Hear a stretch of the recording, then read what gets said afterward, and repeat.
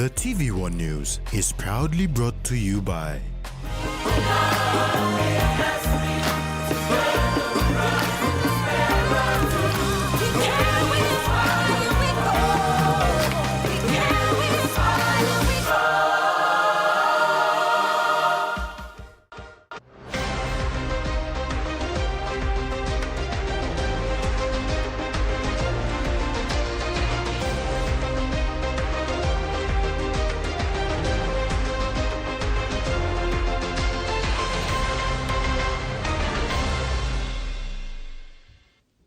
Hello, I'm Rex Litter with the news.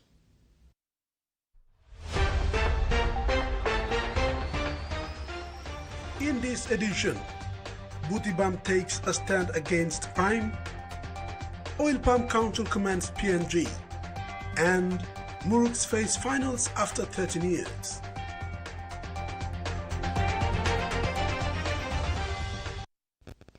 The landowners of Lake City are taking a stand against the unpopular criminal trend called Operation Bring Him to Light, or OBT, by identifying those involved and handing them to the police.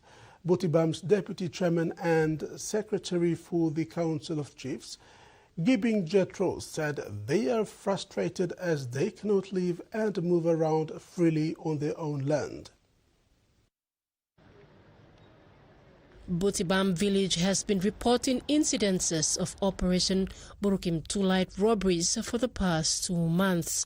Youth from the village have been vigilantly patrolling their respective areas since the last major break and enter in August that saw over 50 men break into a home at 2 a.m., holding an elderly woman and her grandchildren at gunpoint while they ransacked the place. On the night of Wednesday, September 3rd, over 15 men held up a company drop-off vehicle along Awagasi and Asu Taler.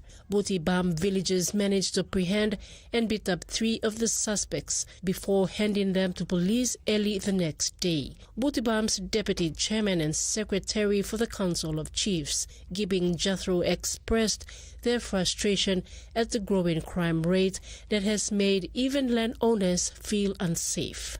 In it happening to other people outside, and people are looking at people are walking, and it happened right in our village. So the place from people come inside, they are going inside, and this Lapumeri was sitting there shaking, and one began concern. So kind bell or same stuff, yeah, you can see the frustration we get done. As landowners, people are condemning this tire, and people are one kind we already taking some measures from the police. The leaders have agreed the concept of eviction go inside all communities, all line will set them sit down and support. People are finding out, and surely we will. People are working with the police, now time people identify house, will set all this land way. All work will take part, now come inside the place from people, now making kind of some more. Make him inside the city from people. We will not hesitate. People are identifying how people are move on the police, and we will forcefully evict them. Very good place. We love, we are peace-loving people. People are looking place for people. We've even given land to people to settle. But I know something was come up, and we talk to me for them. We have come. We will be celebrating the 20th independence anniversary. We will like in place for me start. Jethro emphasized that the village is in agreement to take bold steps to address the OBT issue. When commending Butibam, Lay Metropolitan Superintendent Chris Kuniyanban called on other communities to come together to fight this issue. Really look at it, it's only the minor group in the community, not all of them. Let the group to Sole, and we can handle them. Who are they? We know them. So I like the community to take responsibility of this and be part of it to address the issue. But we police will stand to help them. Susan Oreape, TVWAN News. Police Commissioner David Manning has vowed to prosecute members of the PNG Defence Force allegedly involved in an incident in West Araka, Morobe Province on Saturday, September 6th, where 2 people were killed, 6 injured, and properties belonging to a Chimbu family were burned. This incident, triggered by the death of a soldier, saw PNGDF personnel, some in uniform, using PNGDF vehicles, commit the action. Many confirmed that those responsible will face full legal consequences. Police are working with the PNGDF hierarchy to ensure the matter is properly investigated and prosecuted. Meanwhile, a roadblock in West Araka has reopened for people to use in their normal daily routines. Papua New Guinea needs smart and honest leaders, says provincial member for East Sepik, Alan Bird.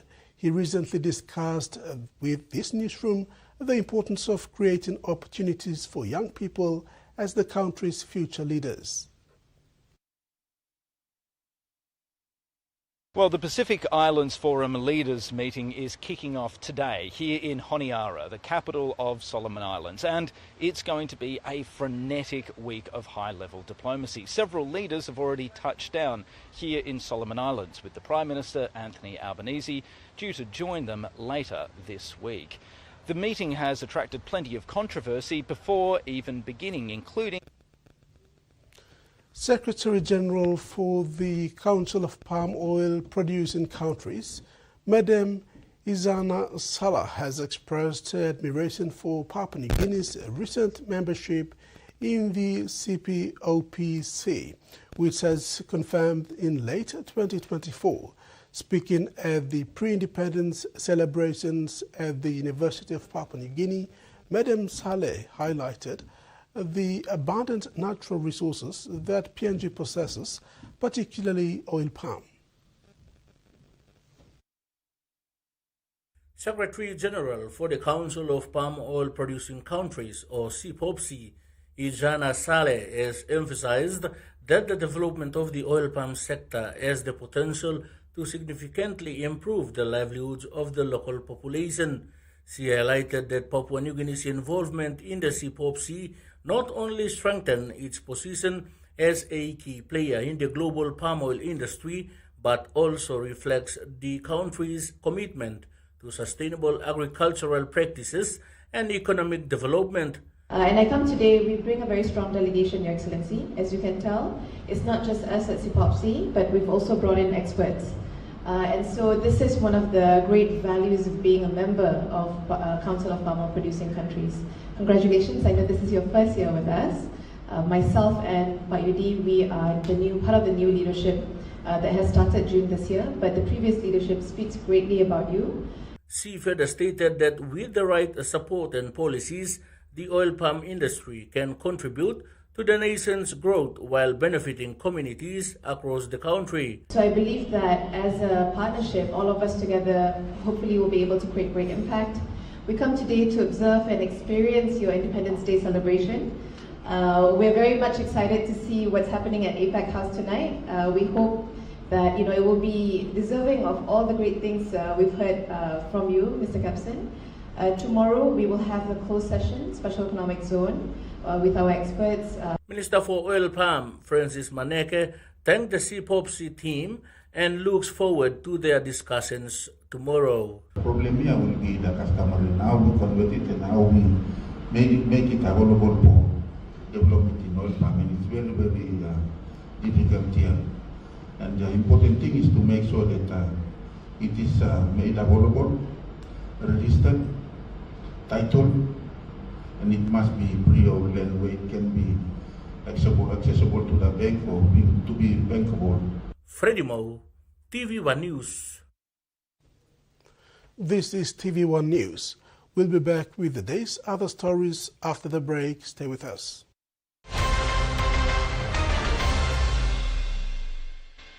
For too long, banking has felt out of reach for many. But now, BSP's One-Took Wallet is here to change that. Send and receive money, pay bills, and top up. It's your money, wherever, whenever. Because at BSP, we are committed to improving how our customers connect to our One-Talks, to our family, to the ones we love. BSP's One-Took Wallet. Money made easy. Dial *131# for everyone. Magic Golden Ticket Promotion e-come back. Now by Pinis long 30th November 2025. Only Magic Golden Ticket belong you, long winning share belong 500,000 10,000 kina inside long packet Meji chicken or beef noodles. All prices start 50,000 kina, 20,000 kina, 1,000 kina, na 500 kina. Open packet the Meji noodles na Pine Golden ticket long come up winner. No can wait. Buy Meji noodles now. We've been traveling along this road together for over 50 years. Ella Motors acknowledges the visionaries and hard work that have been the driving strength to continued nation building. We live, prosper, sustainably grow with the community, whilst developing quality mobility chains, aspiring to be your first choice on every occasion. Ella Motors, celebrating with Papua New Guinea throughout our independence golden jubilee. PNG's favorite soft drink now in bottles. Goldspot brings you fresh, bold flavors in brand new 500ml bottles.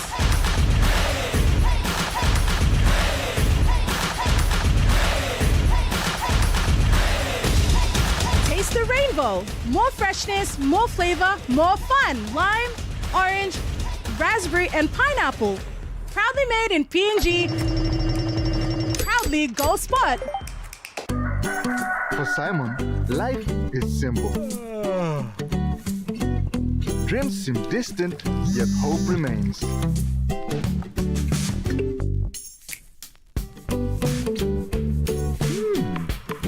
One ticket, one dream.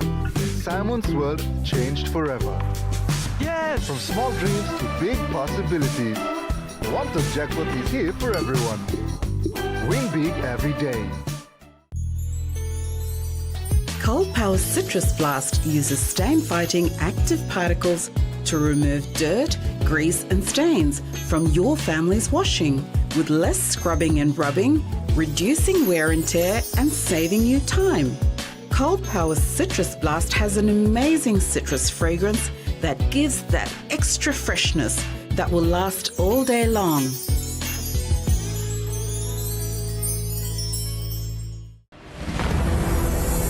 Good afternoon, everyone, and welcome to this One News. Alongside government ministers, their leaders eager to engage with potential investors and grow the Māori economy. Most crossed the ditch, moving to Australia. How worried should other supermarkets be, Kate? If it's put forward as being a deal, it needs to be a deal. Quality will improve, the volume will be maintained. And that's what we wake up each day trying to do. So we'll bring you details and analysis. One News.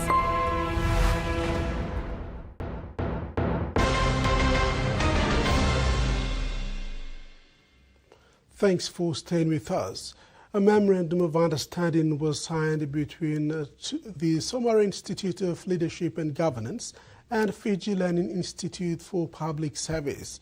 This partnership aims to promote, enhance and develop mutual dialogue and cooperation between the two institutions, focusing on capacity building and initiatives. This is the second regional MOU signed by the Somare Institute of Learning and Governance to partner with another Pacific sister country to promote and enhance capacity building in developing countries.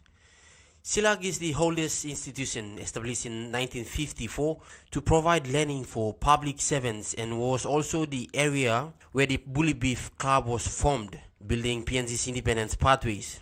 Over the years, the institution continued to produce results and add value to PNG's bureaucracy. The establishment of a similar institution in Fiji and partnership with SILAG is timely and in line with the goal to reach the Pacific by enhancing and upgrading public servants' capacities. SILAG CEO Michael Barobe welcomed the team from Fiji. And the rep for Papua New Guinea was from SILAG. And he has had these training programs out there, and then we have really made ourselves known well to the Indo-Pacific, and we are here to help any Pacific Island countries, especially in the public service training. So we welcome you. Thank you. Thank you. Thank you, sir. The visiting partner team, Flips, led by Peter Tagi Kerewa, acknowledged the warm welcome and assured to work closely with the SILAG team. This shared commitment to building resilient, capable civil servants across our region drives today's timely partnership between Flips and SILAG. We look forward with confidence to the opportunities and positive outcomes this collaboration will bring. Flips is currently providing training for 35,000 civil servants back in Fiji. The MOU also strengthens traditional bonds between PNG and Fiji since 1975. Michael Tamtipais, TV1 News.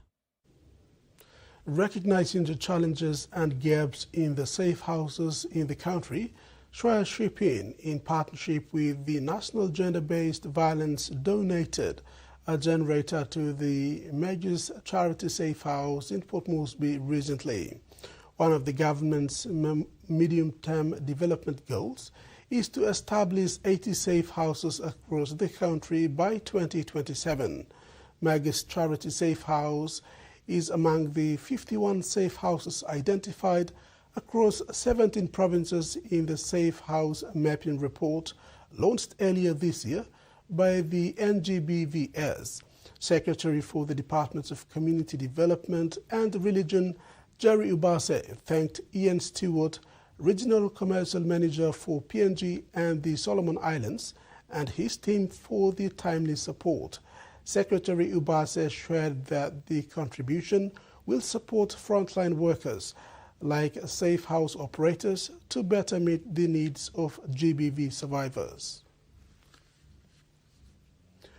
Vovosi village in the Nakanai district of West New Britain province has taken a proactive approach to self-sustaining school projects.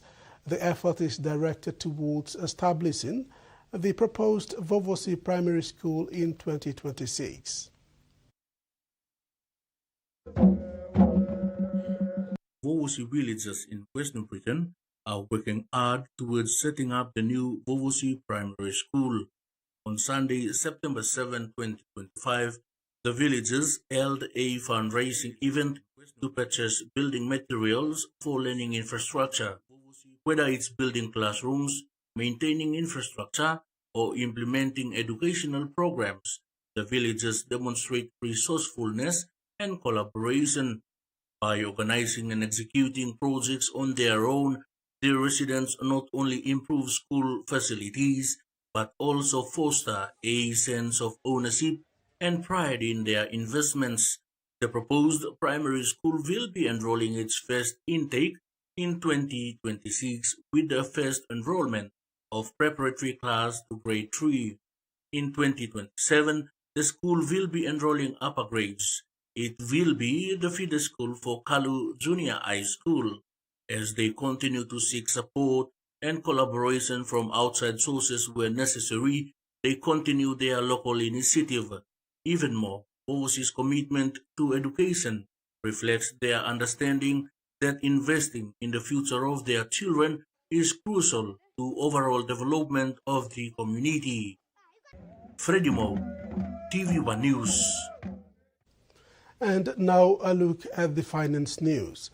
The kina closed lower at $0.2397 in the interbank market.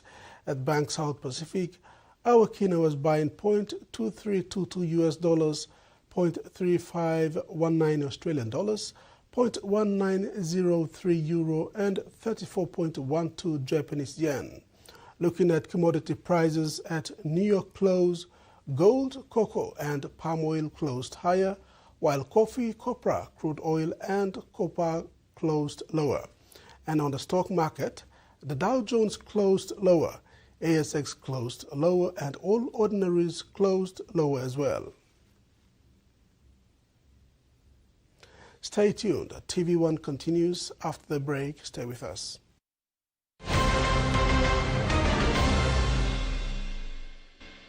Banking doesn't have to be complicated. With PSP's One Talk Wallet, control your money wherever, whenever. Dial *131#, enter your PIN, select cash in or out, and generate a secure code to withdraw cash. It's the only wallet for cardless ATM withdrawals. Send and receive funds, pay for goods and bills, or withdraw cash with ease. All with PSP's One Talk Wallet. PSP's One Talk Wallet. Money made easy. Dial *131# today.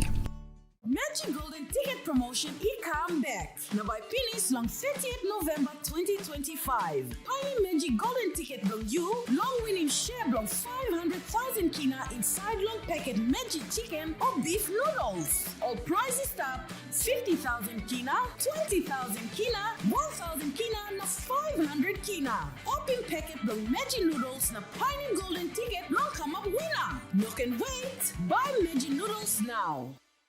Hi, with the help of Palmolive Naturals shampoo and conditioner, with these 3 quick and easy tips, I'm going to show you that more natural, beautiful hair is achievable. Step 1, massage your scalp during washing with shampoo. Step 2, apply conditioner to the tips of your hair. Step 3, gently towel dry your hair. There you have it. For natural, beautiful hair, use Palmolive Naturals shampoo and conditioner.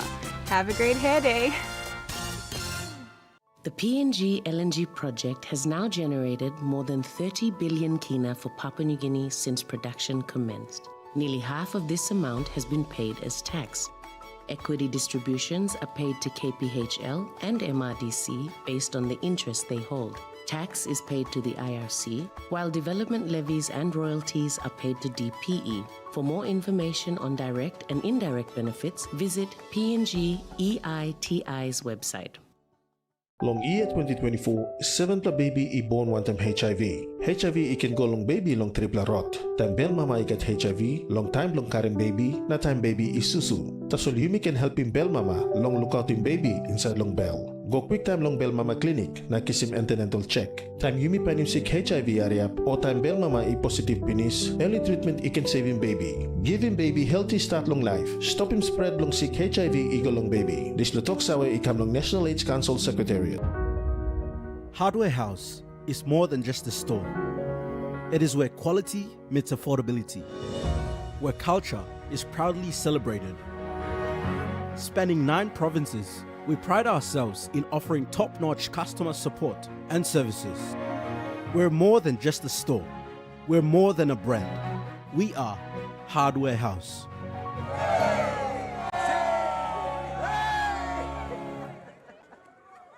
Did you know they brought State of Origin to Melbourne for the first time way back in 1990? Hello and welcome to another episode of The Fan. 35 test matches for the Aussies. Round 14, 2011 against the Brisbane Broncos, a try-double. Remember that day? Yeah, I remember that one. So let's look back now at some of their greatest moments.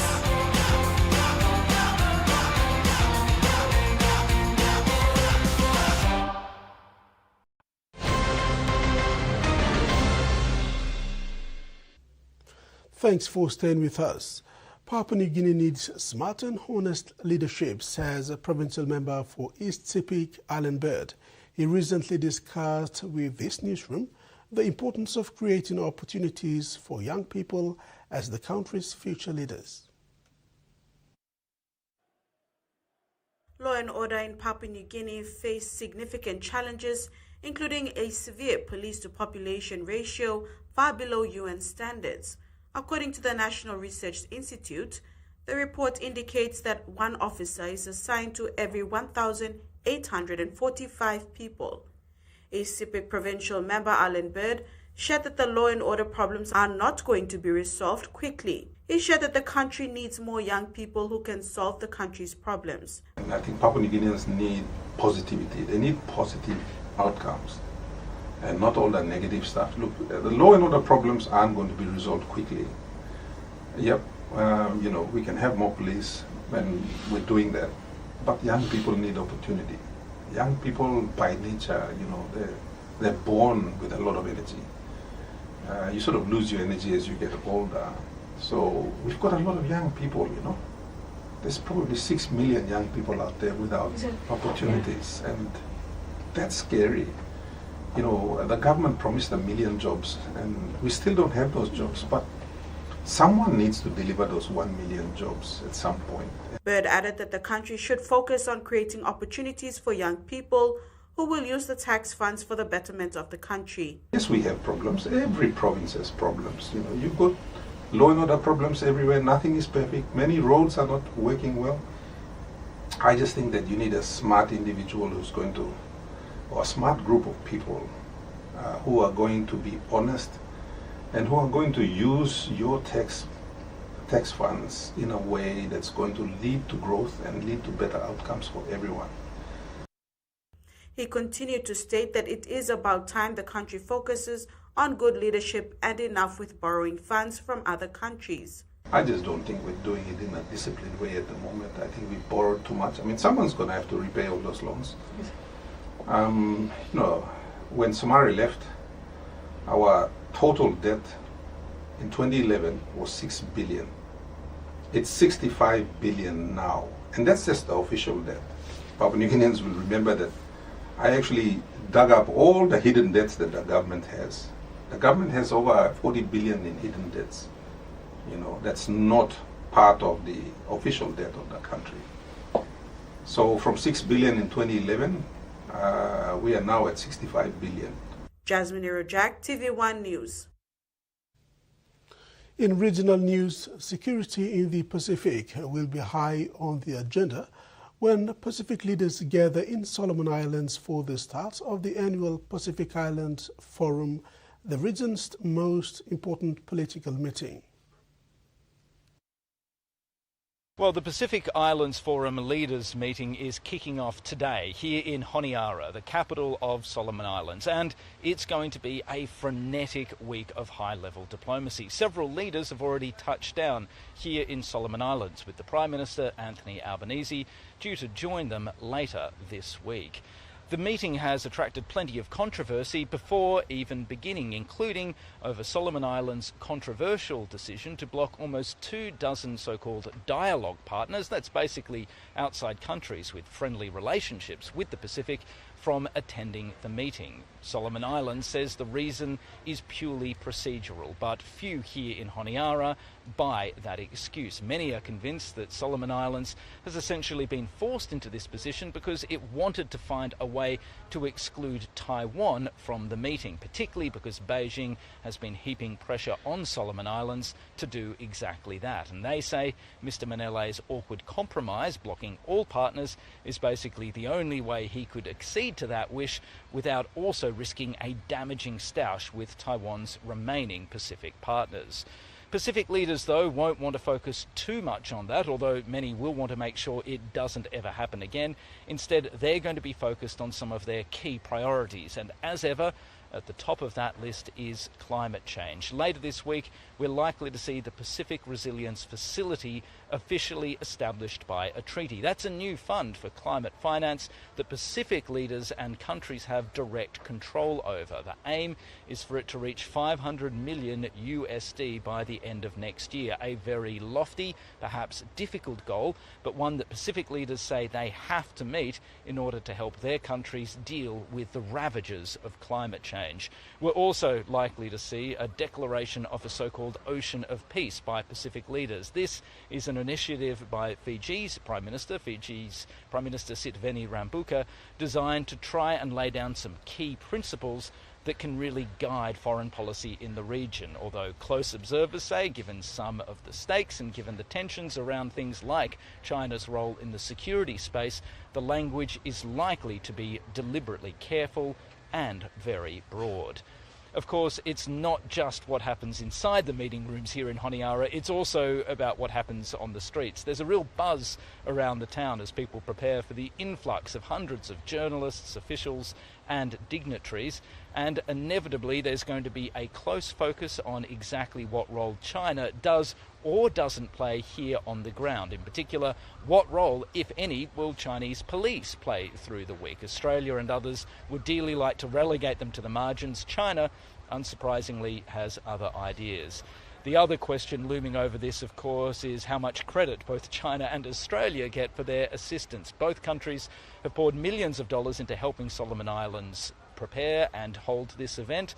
There's been almost a beauty contest in the papers over the last few weeks, with both countries offering substantial donations, whether of police vehicles or police equipment, fixing up the roads, helping put solar panels on the buildings, really doing everything possible to make the venues look as good as they can. All of this means that inevitably what happens this week will be seen once again as a litmus test of just how much China has made inroads in Solomon Islands, and a measure of just how determined Australia is to maintain the security and broader partner of choice for this critically important Pacific Island neighbour. This week, Pacific leaders, as well as hundreds of officials, diplomats and journalists, will gather in the capital of Solomon Islands, Honiara, for the region's most important political meeting. It comes amid a flurry of gift-giving between China and Australia that has highlighted, on what one expert labelled an almost comical level, the tit-for-tat efforts by both countries to exert influence on the ground in Honiara ahead of the meeting.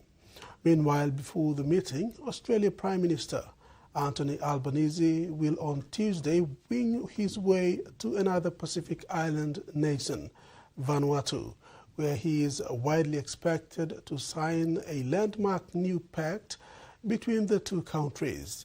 And next week, Mr. Albanese and a host of Pacific leaders will descend on Port Moresby to celebrate the 50th anniversary of Papua New Guinea's independence, a milestone that marks a tectonic movement in the Pacific's political history. They are called forever chemicals because of their extreme durability, but now there may be a method to break them down. Researchers say they've developed a powder that can be used to combat the chemicals with the hopes it could one day be used to help clean up the environment. Proposed solution for a forever problem. We could be turning this PFAS waste into a valuable product. University of Adelaide researchers have developed a material they say can result in the degradation of forever chemicals, or PFAS. The material is a metal sulfide powder that's mixed in with concentrated amounts of the toxic chemical. It's then activated by light, which researchers say causes a chemical reaction that breaks the PFAS apart, reducing it to harmless components like fluoride. We should be converting this chemical which has potential harm into something which has some potential good. Once used in firefighting foam, PFAS can be found in household items like non-stick cookware and water-repellent fabric. It accumulates in the soil and groundwater and even people. While the effects on human health are contested by experts, some well-known types of PFAS have been recognised as toxic, and their use has been discontinued in several countries, including Australia. We don't want to have more PFAS in our body, so we want to stop and prevent this to come to your body at all. Researchers here say further studies and development into the material is needed before it can be upscaled in the hopes of one day becoming commercially available. They're hopeful the powder will eventually be used to help clean up contaminated areas like airports and military bases. We are sure that forever chemicals are not forever chemicals anymore. Progress in breaking down a toxic problem. In Western Australia's Western Desert, a severe housing shortage is forcing traditional owners from their ancestral country. Advocates say more investment in remote community housing will not only improve their health, but also reduce pressure on regional centres.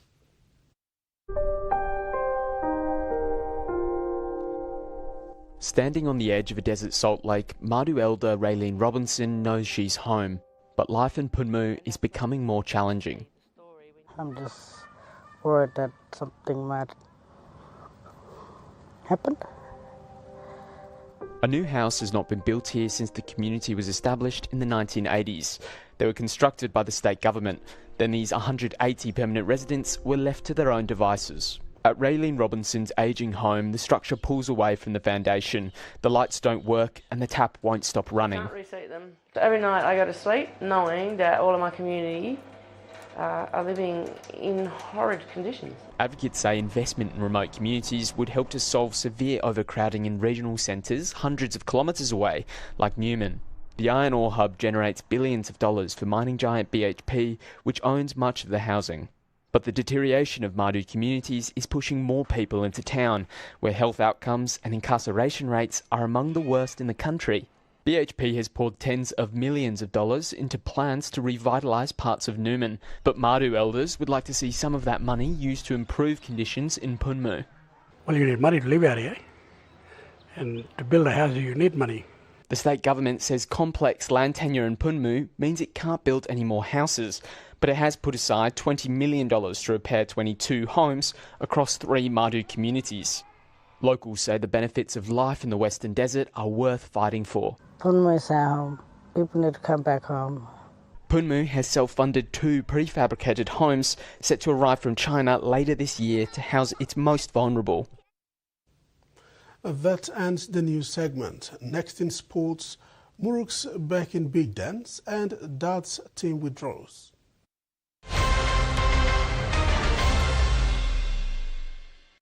Are you ready to meet the best version of yourself? The one with the bright, confident smile? You've got to take pride in how good you look, how fresh your breath smells, and how great you feel. To boss it at work, to be your best for uni, or to catch the eye of that special someone. You've got to brush up your vibe with whiter, healthier, brighter teeth. Brush up for confidence with Colgate.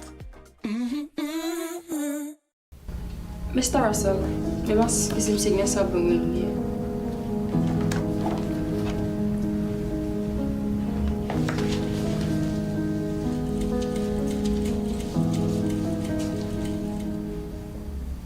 You survey yourself, you can put in one per complaint.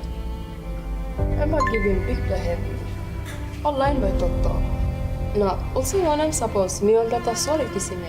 You think him good troll, Sam? You like putting this plus sexual harassment report on Mr. Russell? Who said you making this black complaint?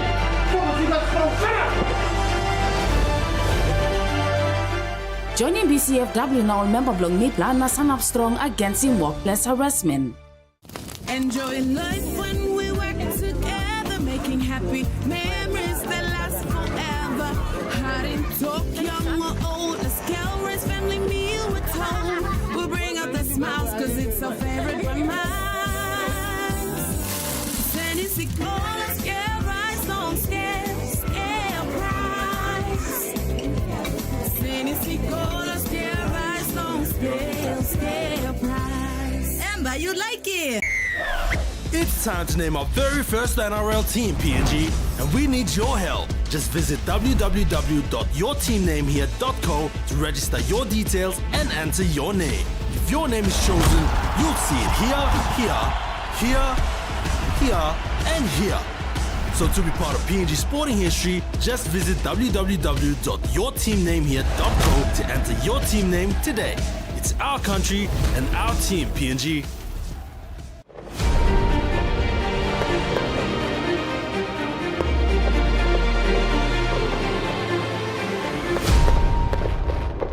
Hello everyone, wherever you are in Papua New Guinea.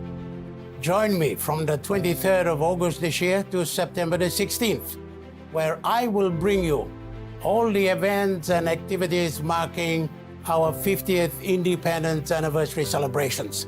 So stay at home, the comfort of your home. There'll be at least 7 major events on TVWAN, as NBC TV and MTV, where I will be bringing all of that to you.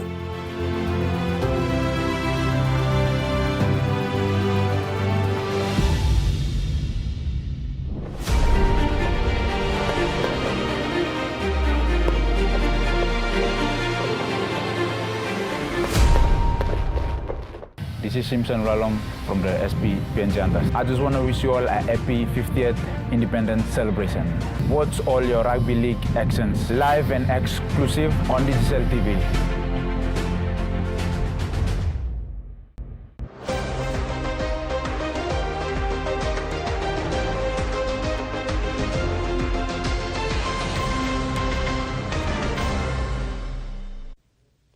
Welcome back. In sports, the pride of Southern Highlands Province, PRK Madi Murugs, overpowered long-time arch rival the Eastern Britain Egma Gurias in a thrilling preliminary final clash to secure their spot in the 2025 Digicel ExxonMobil Cup Grand Final.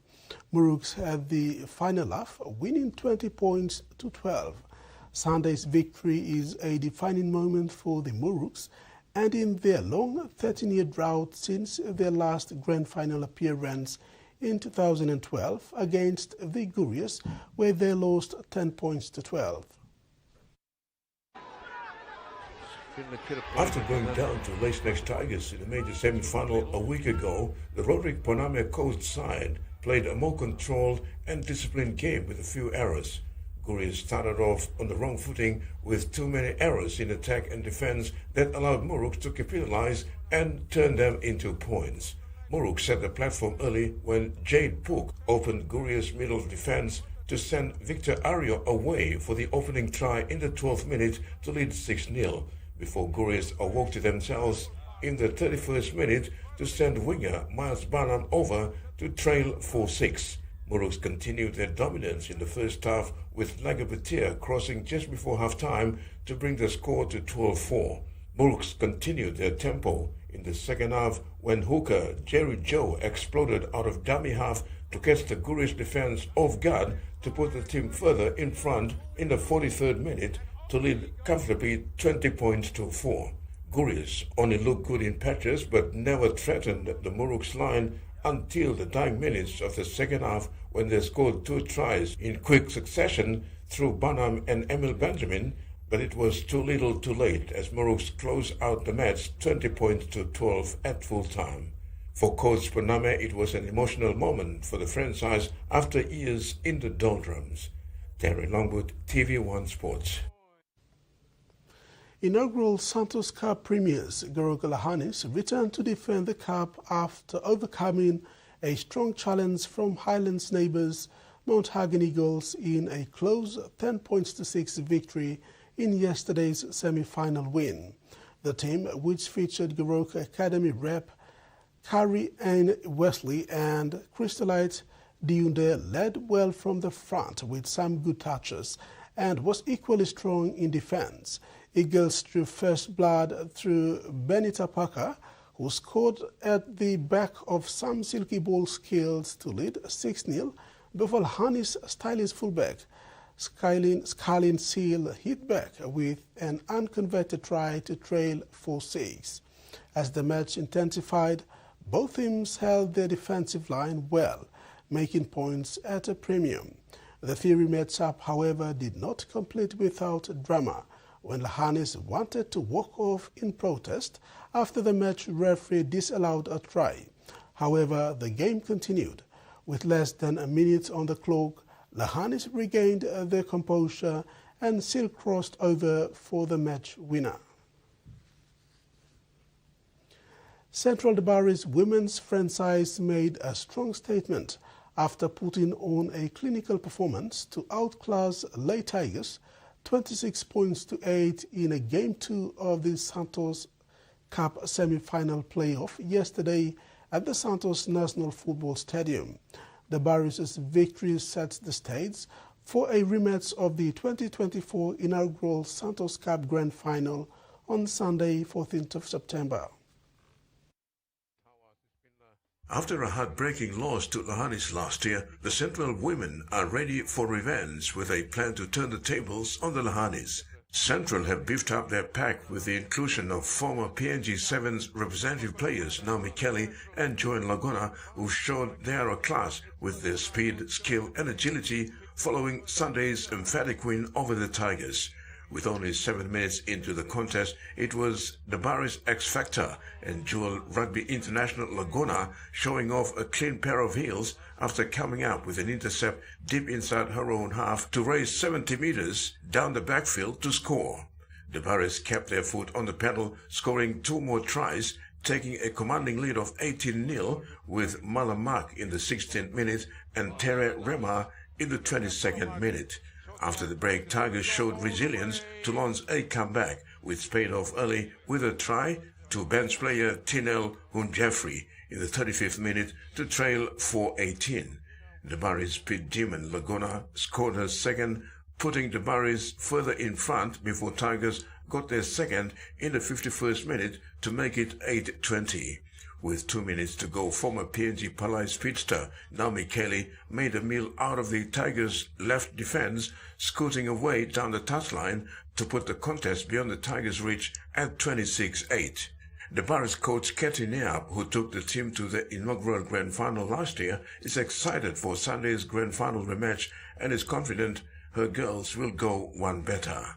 Terry Longwood, TVWAN Sports. Newcomers of the Port Moresby AFL Women's Competition, Skyroos have made a significant strides in their inaugural season. They made history playing their first Grand Final after knocking off a star-studded West Eagles side 22 points to 21 in a thrilling women's preliminary final playoff on Saturday at the Colts ground. Skyroos fielded a lot of young talent this season who gained a lot of confidence playing under captain Bella Grant and fellow senior players Veronica Kavanamur and Penny Tamai, who played a big part in keeping their season alive.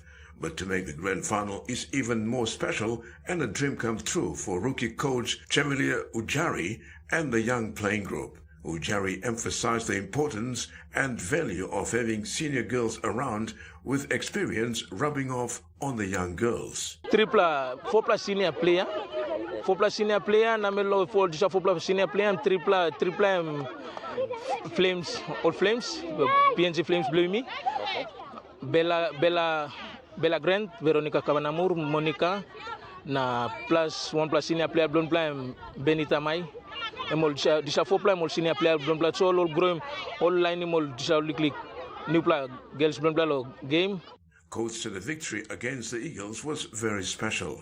He said after last week's loss to Gerehu Magpies in the major semi-final, it was a blessing in disguise, especially to come and beat West Eagles by 1 point in a nail-biter for another crack at Magpies in the grand final. Bamito big play something lo me. Like me too Bamito first time lo coaching one black team lo one black season. Na Bamito cause this last weekend game lo one time Gerehu Magpies all when me plan come down now me play ready lo play more this all West Eagles. So girls blonde play all beat him all 1 point 22-21. He said out of the third quarter, the game slipped away from the girls due to fatigue and the loss of concentration. This last quarter, I'm talking very challenging straight. Me sit down, me watch, me know, like inside lo me walk lo pump where the girls don't win no got. Come last play whistle siren caray straight. Me the one play kind of much win chimicos. Me have time I finish and me play win this game finish. He said Eagles had a lot of stars and experience in their lineup, but commended the girls for staying in the grind and defending their goalmouth well until full time. Captain Bella was commended for her leadership and bringing the team to the maiden grand final. Unfortunately, she won't be around to play in the grand final. Bami no nastawan mo lo grand final, unfortunately. Bami go anto, bami siya under 17 goran lo national championship tam lo Cairns. So I won't be here for the grand final, but mila talk big but thank you lo girls. Lo mi ama mas straight. Games like game cam lo mi. Lo fairly mi wanted like good win lo bla. Yeah. Mila talk thank you lo na big percent mila talk mo I'm always come lo training na train strong na hard. Next weekend grand final blah. The POM AFL Women's Grand Final will be between Skyroos and Gerehu Magpies, set for this Saturday at the Coles Oval. Terry Longwood, TVWAN Sports. Valley Hunters Rugby Union Club defended the Capital Rugby Union competition title after defeating Brothers Rugby Union 15 points to 10 in the Premier Division Grand Final over the weekend. Both teams showed up in their best form, starting the game with a lot of intent and composure. But the Hunters had the final laugh in what was a close contest between both teams. Before the grand final match, Valley Hunters coach Frank Genia had much confidence in the team as they had worked hard over the years and playing consistent football paid off on Saturday. Both brothers, on the other hand, couldn't find a win but fought hard to the final whistle. Jos Papali'i is in doubt for the Canberra Raiders' home qualifying final against the Brisbane Broncos after injuring his ankle at training on Monday. Brisbane captain Adam Reynolds is confident he will return from a hamstring injury to lead the Brisbane at Canberra Stadium. The winner of the qualifying final between the Raiders and Broncos will host a preliminary final, while the loser will host a knockout semi-final against either Cronulla Sharks or Sydney Roosters. Canberra Raiders enforcer Josh Papali is in serious doubt for the Raiders' qualifying final against Brisbane Broncos after suffering an ankle injury at training. The prop forward was placed in a moon boot after rolling his ankle on Monday and will be monitored ahead of the minor Premier's first finals game against the Brisbane Broncos in Canberra on Sunday. Papali is expected to be named in the team on Tuesday, but the Raiders will not take any risk with the 33-year-old given they have the double chance in finals and plenty of forward depth.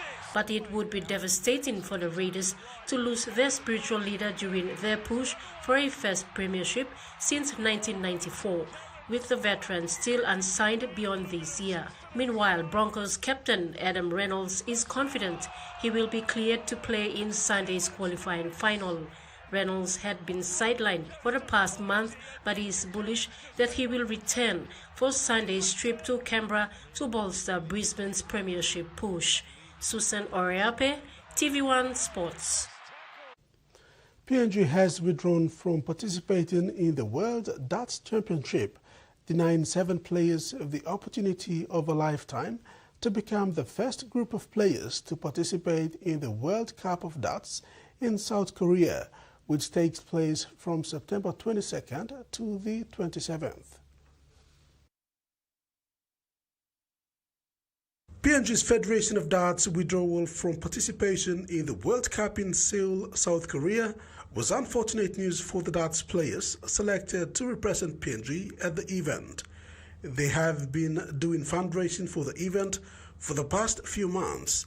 President of PNG Darts Federation, Molian Kilepak, in a recent media statement expressed regret to inform the players about the Federation's decision to cancel PNG's participation at the event, citing issues surrounding sponsorship. Kilepak said the Federation had planned for this event since 2024, but business houses and corporate sponsors had already committed to other activities, which prompted the Federation to cancel their participation.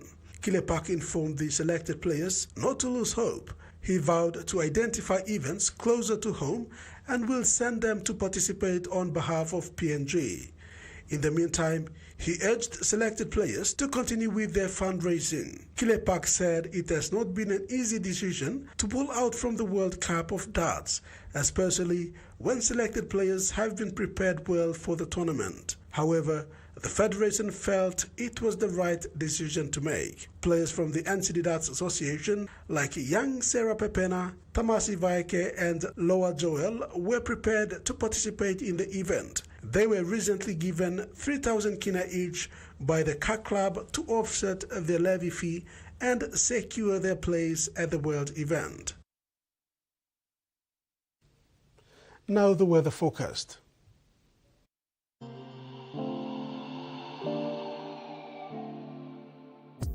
In regional forecast, southern Port Moresby, partly cloudy, Alotau, cloudy periods with possible few showers.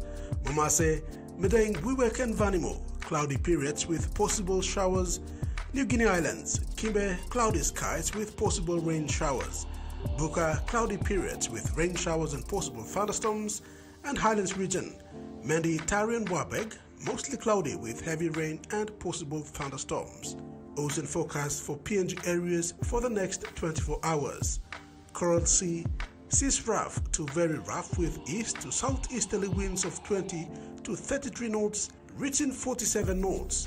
Solomon Sea, seas moderate to rough with southeast to easterly winds of 20 to 33 knots. Bismarck Sea, seas rough to very rough with southeast to easterly winds of 20 to 33 knots, reaching 47 knots, and Pacific Ocean, seas light with southeast to easterly winds of 5 to 15 knots. And coastal waters forecast, waters of southern PNG Indonesian border to Daru, to Kiwai Island, Kerema, Yule Island, Port Moresby, Hood Point to Samari Island, to Cape Vogel and all Milne Islands, seas 2 to 3 meters, rising to 4 meters along gale wind warning areas. And waters of New Britain and Bougainville, seas 1.5 to 2.5 meters, rising to 4 meters along gale warning areas. And that wraps up the news tonight. Thanks for your company. Good night.